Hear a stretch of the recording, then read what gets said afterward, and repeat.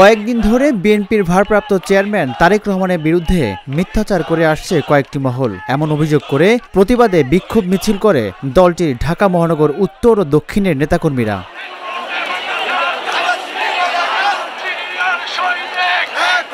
যে মিছিলে অংশ নেয় হাজার হাজার মানুষ। তারেক রহমানের নামে স্লোগানে মুখর হয়ে ওঠে রাজধানীর নয়াপল্টন।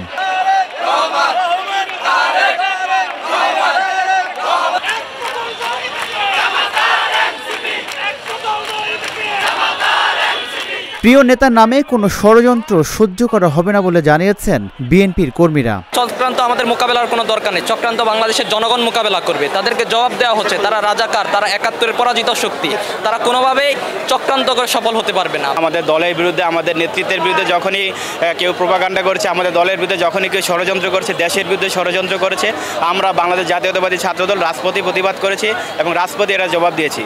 এখনও তেমনিভাবে এখনও যেটা হচ্ছে সেটার জবাব আমরা রাজপথে দেওয়ার জন্য প্রস্তুত আছি। বিএনপি কোনো সময় জনপ্রিয়তা কমেনি। বিগত 17 বছর ফ্যাসিস্ট সরকারের যেই দমন পীড়নের আমরা যেই সম্মুখীন হয়েছি, এই সম্মুখীন হয়েও কিন্তু আমরা কোনো সময় দল ছেড়ে যাইনি এবং বরঞ্চ আমাদের এই দলের জনপ্রিয়তা দিন দিন তুলনামূলক অনেক হারে বেড়ে গেছে। আমাদের যদি গঠনমূলক কেউ সমালোচনা করে অবশ্যই আমরা সেটা সাদরে গ্রহণ করি, কিন্তু অযৌক্তিক সমালোচনা করলে আমরা সেটা অবশ্যই প্রতিহত করার চেষ্টা করি। তারেক রহমানের নামে যারা গুজব ছড়াচ্ছে তাদের কাউকে ছাড় দেওয়া হবে না বলে হুঁশিয়ারি দিয়েছেন ছাত্রদলের সভাপতি।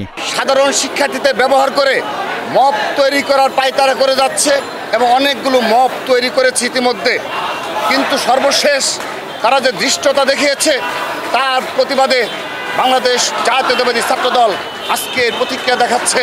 আমরা শান্তভাবে এই 2 দিন অতিবাহিত করেছি। আমরা আমাদের সারা দেশের লক্ষ লক্ষ নেতা, প্রকাশ্যে রাজনীতিতে জড়িত নেতাকর্মীদের শান্ত রেখেছি। আমরা বাংলাদেশে কোথাও একটি ফুলের টুকরা পড়তে দেইনি, আমরা কোথাও মব তৈরি করতে দেইনি, কিন্তু রাতের অন্ধকারে এই গুপ্ত সংগঠন কর্তৃক বারবার যেভাবে কোনো ঘটনা ঘটলেই মব তৈরি করা হয়, আমরা বিশ্বাস করি ইতিহাসে এর বিচার হবে এবং আগামীতে যখনই এই ধরনের মব কালচার নিয়ে প্রশ্ন আসবে তখন অবশ্যই এই ইসলামী ছাত্র শিবিরকে, গুপ্ত সংগঠনকে এককভাবে এর দায়ভার বহন করতে হবে। এই গুপ্ত সংগঠনের কারণে এক অস্থিতিশীল বাংলাদেশ গড়ে উঠছে এবং বাংলাদেশে আবারও ফ্যাসিবাদ পুনর্বাসনের ক্ষেত্র প্রস্তুত হচ্ছে।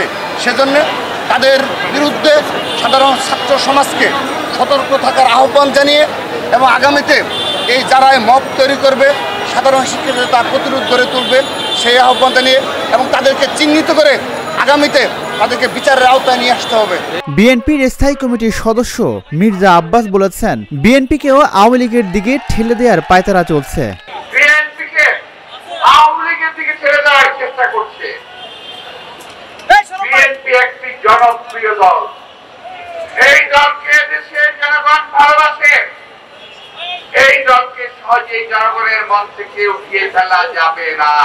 সুকৌশল কারচুপি ছাড়া, সুকৌশলের চাঁদা অর্থাৎ হাদিয়া নেওয়া ছাড়া, বড় বড় হাদিয়া, এই হাদিয়া নেওয়া ছাড়া আর কোনো কাজ নাই।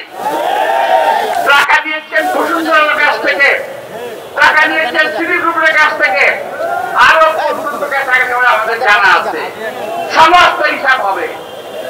গায়ের যে কথা বলেন, নিজের পায়ের জোর নাই, এরশাদের সময় এরশাদের কাছে ভর করেন, আওয়ামী লীগের সময় আওয়ামী লীগের কাছে ভর করেন, বিএনপির সময় বিএনপির কাছে ভর করেন, লম্বা লম্বা কথা বলেন। এখন হয়েছে কি জানেন, বিএনপি একমাত্র মাথা ব্যথা। বিএনপিকে যদি শেষ করে দেওয়া যায় তাহলে ওনারা রাজত্ব করতে পারবেন। আরে ভাই, তারেক রহমান সম্পর্কে আমাদের একটি চেয়ারম্যান সম্পর্কে আপনাকে কথা বলেছেন, একদিন বলেছেন তারেক রহমান সাহেবের কোমর ভেঙে দেওয়া হয়েছিল 11-র সময়। বাস্তব সত্যি, অত্যাচার করে আমাদের এই নেতার কোমর ভেঙে দেওয়া হয়নি, শুধু ওনাকে জীবনের ঝুঁকির মধ্যে ফেলে দেওয়া হয়েছিল। চিকিৎসার জন্য তাকে বিদেশে যেতে হয়েছে, তার সকলে চিৎকার মেরে বলেন ওনার কোমর ভেঙে দেওয়া হয়েছিল। আরে ভাই, তারেক রহমান তো কোমর ভাঙছে এই দেশের জন্য, আর আপনাদের তো একটা লোক ছিল যায় নাই শরীরে, আপনাদের একটা লোক ছিল কেউ? এখন ওই তারেক রহমান আপনাদের হিংসার কারণে, এখন আপনারা বলেন তারেক রহমান সাহেব দেশে আছে না কেন? অনেকে বলেন উনি সময় মতো দেশে আসবেন, কেউ কোনো গাছ দেখতে পারবে না।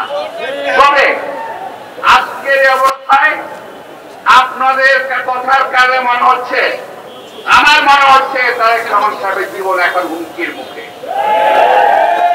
আপনাদের কাজ করবে মনে হচ্ছে আপনারা তারেক রহমান সাহেবকে সহ্য করতে পারছেন না। আপনারা সহ্য করতে পারেন বা না পারেন, আমাদের অ্যাক্টিং চেয়ারম্যান তারেক রহমান তার সুযোগ ও নেতৃত্বে দেশকে এগিয়ে নিয়ে যাবে। তারেক রহমানকে নিয়ে খারাপ খারাপ মন্তব্য করছে এবং বাংলাদেশে যে নির্বাচন না হয় সেই ষড়যন্ত্র করছে একটি মহল, এমন মন্তব্য করেছেন বিএনপির মহাসচিব। যখনই বাংলাদেশের মানুষ উঠে দাঁড়াতে চেয়েছে, যখনই বাংলাদেশের মানুষ দারিদ্র্যের বিরুদ্ধে, অভাবের বিরুদ্ধে দাঁড় হওয়ার চেষ্টা করেছে, এবং তার নেতা যখন আমাদের তরুণ নেতা তারেক রহমান সাহেব, ঠিক সেই সময় এই সমস্ত চক্রান্তকারী, ষড়যন্ত্রকারী তারা আমাদের বাংলাদেশকে আবার অস্থিতিশীল করার চেষ্টা করছে।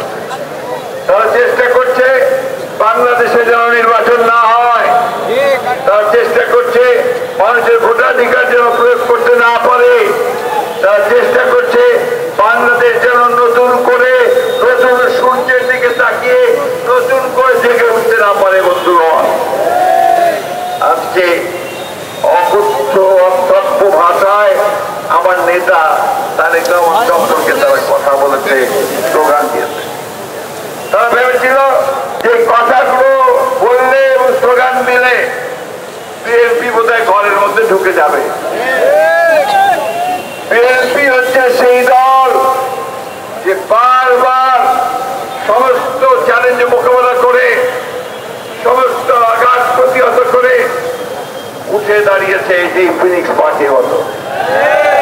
বিএনপি হচ্ছে সেই দল, যেই দল দলের প্রতিষ্ঠাতা, স্বাধীনতার ঘোষক শহীদ প্রেসিডেন্ট জিয়াউর রহমান শাহাদাতের পরে আবারও দেশ নেত্রী বেগম খালেদা জিয়ার নেতৃত্বে উঠে দাঁড়িয়েছে। বন্ধুগণ, সংস্কারের কথা বলে, সংস্কার তো শুরুই করেছে BNP.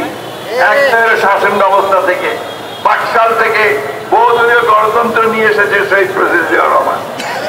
Presidential form of government থেকে সংসদীয় গণতন্ত্র নিয়ে এসেছে বেগম খালেদা জিয়া।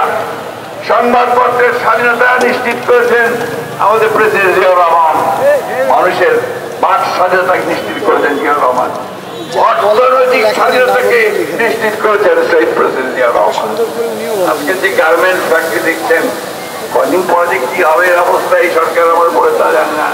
এই গার্মেন্টস এর সূচনাও করেছেন কিন্তু শহীদ প্রেসিডেন্ট জিয়াউর রহমান। বিদেশে যে মানুষেরা যায়, শ্রমিক ভাইয়েরা রেমিটেন্স পাঠায়, সেটাও শুরু করেছেন শহীদ প্রেসিডেন্ট জিয়াউর রহমান। আজকে